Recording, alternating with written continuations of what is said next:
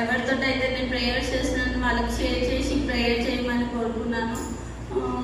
అయితే ఆ ముందు రోజు రేపు రిజల్ట్ లాటరీ రిజల్ట్ బయటికి వస్తుంది అనగా దానికంటే ముందు రోజే నేను అనుకున్నాను, నాకు ఒక వాక్యం గుర్తొచ్చింది.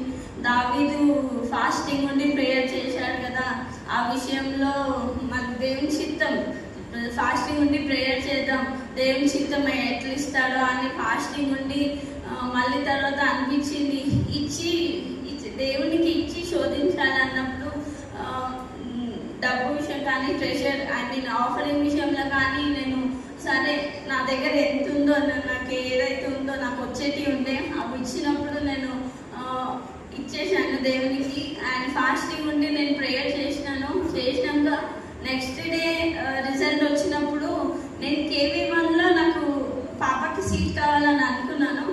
అది వెయిటింగ్ లిస్ట్ 33 ఉండే, అంటే 30 మెంబర్స్ ఆల్రెడీ ఫిక్స్డ్ అయిపోయారు. 33 మెంబర్స్ వెయిటింగ్ లిస్ట్ ఉండే, చాలా లాంగ్ ఉండే. మళ్ళీ KV2 ఏదైతే నాకు వద్దు అనుకున్నానో అది వెయిటింగ్ లిస్ట్ 3 ఉండే. ఇదేంటి ఇలా, సరే దేవుని చిత్తం ఎలా ఉందో నేను దీని విషయంలో ఆలోచించద్దు, ప్రేయర్స్ చేసుకుంటాను అని అనుకున్నప్పుడు నెక్స్ట్ డేనే నాకు దేవుని వాక్యంతో దేవుడు మాట్లాడారు. సామ్స్ 37:4లో నీ హృదయ వాంఛలను తీరుస్తాను అని అన్నప్పుడు నేను ఇంకేం ఆలోచించలేదేవా.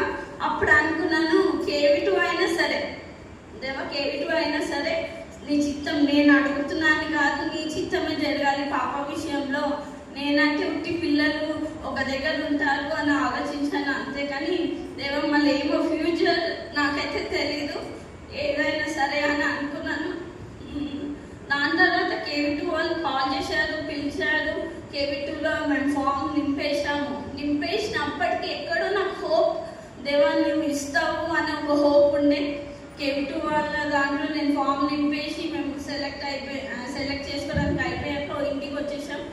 ఇంకా నెక్స్ట్ డేనే వాళ్ళు కాల్ చేసి మనీ కట్టాలి, KV2 వాళ్ళు ఫోన్ చేశారు, అమౌంట్ కట్టాలి ఫీజు అని అనగానే KV1 నుంచి నాకు ఏం రాలేదని ఒకసారి వెళ్ళి జస్ట్ విజిటింగ్ అని వెళ్ళంగానే సార్ అన్నాడు, ఇంకా మీ వెయిటింగ్ లిస్ట్ కంటే ఇంకా పైన వరకు అయిపోయింది, ఇక్కడ ఇంకా అవ్వలేదు అని అనేసరికి కొంచెం